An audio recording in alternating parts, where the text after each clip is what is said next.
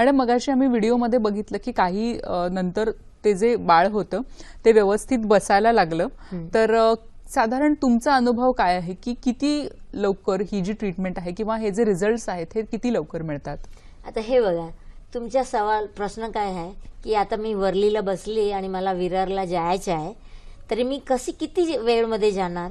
तरी पहिला तुम्हाला इथून उभा राहायला पडणार की नाही, नंतर हे दरवाजा खोलून बाहेर जायला लागणार की नाही, नंतर टॅक्सीमध्ये या गाडीमध्ये बसायला लागेल की नाही ट्रेन घ्यायसाठी, आणि हे तुम्ही नाही करणार तरी तुम्ही कसा 1 तासमध्ये पोहोचणार? तरी तुम्हाला 2 दिवस पण लागू शकते, 20 दिवस पण लागू शकते की 1 तास पण लागू शकते. ते सगळं तुमच्यावर डिपेंड करते. ते सगळं पेशंटवर डिपेंड आहे की कशा पद्धतीने त्या रुग्णाची जी शरीरयष्टी आहे किंवा रुग्णाच्या ज्या शरीरातल्या क्रिया आहेत तर त्या कशा पद्धतीने ह्या ट्रीटमेंटला रिस्पॉन्ड करतात. आपण गाईड करते, मी गाईड करणार की तुम्ही असं असं करा, बरं इतका तास करा. पण आपला पेशंट लोकांना काय एक सवय झाली आहे की कसरत करायला जाऊ हॉस्पिटलमध्ये, नंतर 1 तास लाईनमध्ये उभा राहू, 1 तास जायच्या 1 तास यायच्या ट्रेनमध्ये उचलून बाळाला. आई पण किती बेचारी थकून जाते ट्रेनमध्ये धक्का मुक्की करून, की टॅक्सीमध्ये तुम्ही गरमीमध्ये बसून बसून किती तासांनी पोहोचतात.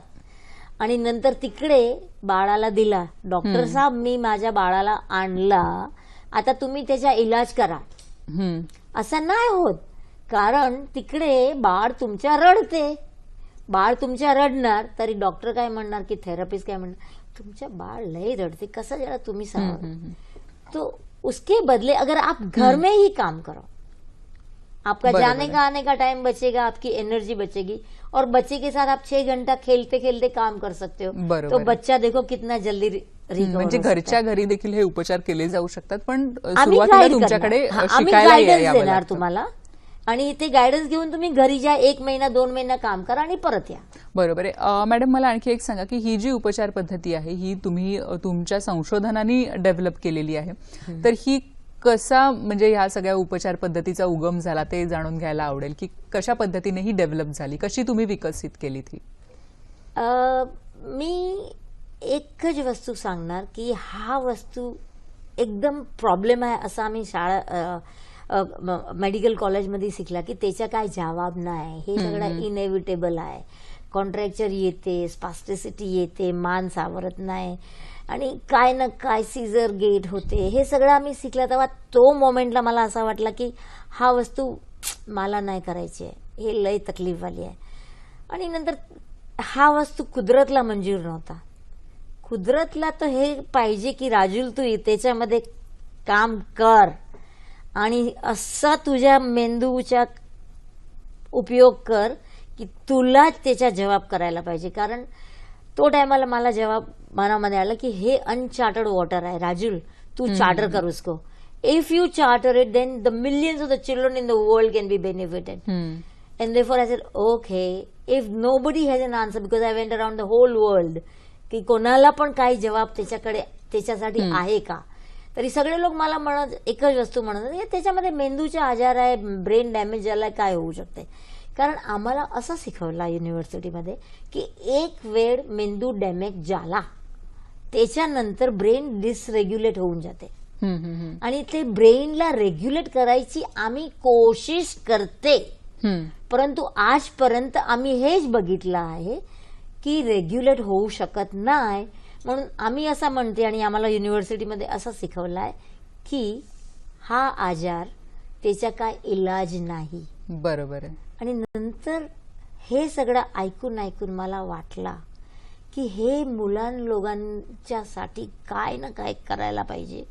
कारण आई त्रासमध्ये, बाबा त्रासमध्ये, भाऊ बहीण, पुरी फॅमिली, त्याची किती स्ट्रेस आहे, किती तकलीफ वाटते एक बाळासाठी. तरी हा बाळाची क्वालिटी ऑफ लाईफ सुधारायलाच पाहिजे. बरोबर आहे. म्हणजे जे जे काही असाध्य होतं, म्हणजे जिथे काहीही पुढे उपाय नाहीये असं जिथे एका वैज्ञानिक शास्त्राने, वैद्यक शास्त्राने सांगितलं होतं, त्याच्यामध्ये संशोधन करणं हे मॅडमनी केलेलं आहे. अपार मेहनतीने हे सगळं संशोधन केलेलं आहे आणि जसं म्हणतात की असाध्य ते साध्य करता सायास कारण अभ्यास, आणि अभ्यासाने हे सगळं संशोधन झालेलं आहे. काय आहे हे संशोधन आणि कशा पद्धतीने आपण त्याचा उपयोग करू शकतो? आपल्याला माहितीच आहे की आपल्या मेंदूमध्ये प्रचंड क्षमता आहे आणि त्या क्षमतेचा सगळेजणच आपण उपयोग करून घेत नाही. असं म्हणतात की जे वैज्ञानिक असतात, की जे खूप संशोधन करतात, खूप काम करतात, तर ते देखील आपल्या मेंदूचा फक्त 5 ते 10% भाग असतो तो वापरत असतात. अशा प्रचंड क्षमता असलेल्या मेंदूविषयी आणि मेंदूच्या आजारांविषयी आज आपण जाणून घेतोय. आपल्याला मार्गदर्शन करतात डॉक्टर राजुल वासा. मॅडम, जसे वेगवेगळे आता आपण मगाशी एक क्लिप बघितली की कशा पद्धतीने ट्रीटमेंट देऊन किंवा आधुनिक उपचार पद्धती देऊन तो जो छोटा बाळ होता तो बरा झालेला आहे. तर तसेच आणखीही तुमच्याकडे अनेक उदाहरणं असतील, तर आणखी एखादं उदाहरण आपण सांगाल का आम्हाला? बघूया. मला वाटते हा बघा, हा मुलगा माझ्याकडे आला. बरं बरं बरं. तरी तुम्ही बघतात की त्याला ते धनुष कसा असते, हा हा हा, त्याच्या आर्चिंग झालेलं आहे, त्याची पूर्ण शरीराची जी कमान झालेली आहे. हा. आणि बघा नाकामध्ये नली आहे, बरोबर आहे. युरिनच्या साठी पण नली आहे. अच्छा. आणि गलामध्ये पण नली होती त्याला. हा हा हा. ट्रकिओस्टमी केली होती. अच्छा. आणि हे त्याची परिस्थिती बघा. बरोबर आहे. हा. आकार पूर्ण शरीराचा हा बदललेला आपल्याला आहे की दिसतोय. नाही, असा धनुष्यबाण सारखा आहे की धनुष्यासारखा. नाही? बरोबर आहे. आणि आता बघा कसा झाला. हम्म. आणि कोणी केला? आम्ही फक्त मार्गदर्शन केला, आईनी काम केला. म्हणून आईच्यासाठी टाळी वाजवायला पाहिजे. नक्कीच. आणि काय झालं होतं या मुलाला? Brain damage, cerebral palsy. Cerebral palsy. Okay. आणि हे बघा त्याची आता वय काय आहे, 9 वर्ष आहे त्याची उंमर. बरं. आमच्याकडे आला ते 9 वर्षांनी आला. अच्छा. आता आला, 3-4 महिने झाले त्याला आमच्याकडे येऊन. अच्छा. आणि मग त्याचे जे आपण बघतो की नाकात आधी नळी होती तर ती पूर्ण काढलेली म्हणून आहे. ते राईल्स ट्यूब होती, म्हणून जेवण त्याला ते ट्यूबनी देत होते. आणि आता बघा ते स्वतः तोंडानी खाते. अच्छा. हा. पहिल्यांदा बघा ते आई कशी देते ट्यूब मधून. हा हा. बघतात ना. बरोबर आहे. हा. हे आधीच आहे, म्हणजे आधी त्याला जेवणही ट्यूब मधून द्यावं लागत होतं. 9 वर्षाचा मुलगा आहे आणि तो. बरं. आणि बघा दादी पण बाहेर पाठी बसली आहे आणि आईनी कसा जेवण देते बघा. आणि हात किती डिस्टोनियामध्ये आहे बघितलं, असा आहे ना हात. हात पूर्ण खाली पडलेला आहे. हा. आणि मग बोला ना. आई आणि बाबा आणि दादी किती तकलीफ मध्ये असेल तुम्ही विचारा. मी हमेशा असा विचार करत होते की हा मुलाची आई मी आहे, तरी मला किती त्रास होणार. म्हणून मी हमेशा, आता बघा किती छान बसते. ते बिनबॅग मध्ये आई बसवते, नंतर किचन मध्ये पण बसवू शकते की नाही. बिनबॅग कुठे पण आपण फिरवू शकते. आणि हे बघा आता मान धीरे धीरे पहिला बघा मान बिलकुल धरत नव्हता, आईनी दादीनी धरलाय त्याला. बरोबर आहे. बरोबर आहे. आणि मग हळूहळू तो सगळा आणि स्वतः बसायला पण लागलाय हात खाली धरून. म्हणून हे सगळं कोणी केला?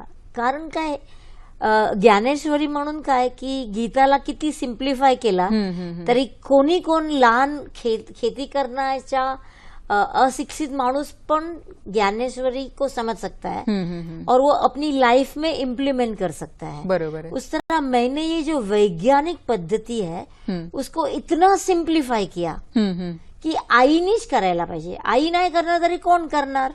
बरोबर आहे. तरी मला बाळाला ठीक करायचंय, मला दुसरा काय नाही हवे. तरी मी विचार करला की मी बाळाला 24 तास नाही बघणार आणि दुनियामध्ये असे करोडो बच्चे आहे, तरी मला काय करायला पाहिजे. तरी मी ज्ञानेश्वरी समजली की हा ज्ञानेश्वरीमध्ये काय केलं. आणि आज आपल्या मुंबईमध्ये आपण सेफ कसालाय, कारण सगळ्या महाराष्ट्रीयन मुलगा बघा ज्ञानेश्वरी शिकतात.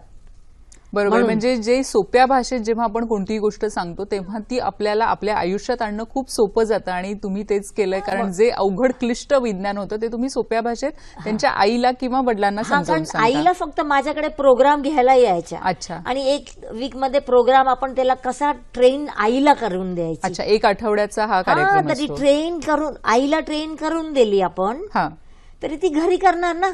त्याला कॉन्फिडन्स पण येणार की माझ्या मुलासाठी मी कसा करू शकणार. आणि मी त्याला सांगते की तू आईच डॉक्टर आहे, आम्ही फक्त गायडिंग फोर्स आहे तुम्हाला. पण डॉक्टर तरी आईच आहे, कारण आईला भाव असते स्वतःच्या मुलासाठी. तो भाव माझ्या मनात आहे. पण तसा तुमच्यासारखा नसेल, कारण तुम्ही जन्म दिलेला आहे. बरोबर आहे. तरी तुम्ही त्याच्यामध्ये काम करणार तरी नक्कीच रिझल्ट भेटणार. नक्कीच. म्हणजे आईला जे आपल्या मुलाविषयी वाटत असतं तर त्याची आपण जी तुलना आहे ती कशाशीच करू शकत नाही आणि म्हणून ट्रीटमेंटचा जो भाग आहे तो मुख्यतः आईने सांभाळायचा असतो.